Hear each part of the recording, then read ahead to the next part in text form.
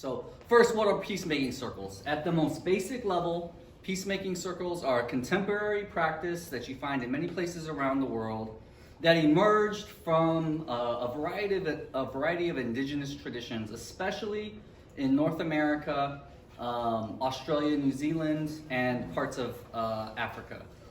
In particular, in the United States, you will usually find peacemaking circles as they have emerged from Tagish and Tlingit traditions, which are First Nations communities in what is now called the Yukon Territory near British Columbia in Canada.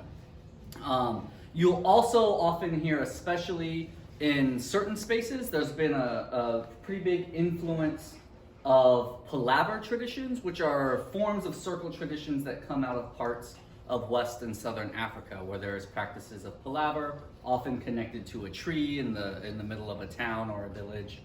And one of the most famous early examples of the use of circles in modern kind of justice and as healing settings comes from the Hollow Water community, which is a First Nations community in Canada, and utilized circles in ways that kind of became a foundational example that a lot of contemporary practice has grown out of. So just kind of want to name those people, those places, those traditions. Peacemaking circles are grounded in indigenous values and ways of knowing.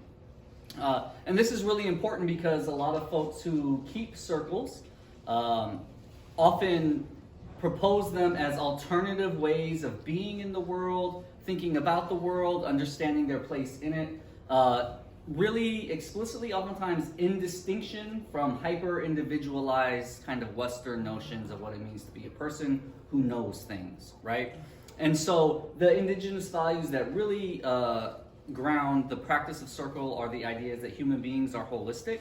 So we really want to pay attention to every aspect of ourselves, our bodies, our minds, our emotions, our spirits, and even our relations, that our relations help compose who we are. They are not just things that we are in, they are part of who we are as people. This idea of interdependence, and then this idea that justice primarily is an experience of healing, right? So these are some of the values that undergird a lot of practice of peacemaking circles. And then as they show up, especially in kind of North American, Western contexts, they'll often take these values and these practices and blend them in some way with kind of more modern democratic principles of equality and participation and diversity and those kinds of things. And so contemporary circle processes emerge out of these indigenous traditions, but often are practiced in ways that kind of try to bridge the best of indigenous thinking and modern democratic thinking, right? So depending on the space you're in, they might lean more one way or more another, or really live at that intersection, but I just kind of want to name that for you. Here are some key principles of peacemaking circles.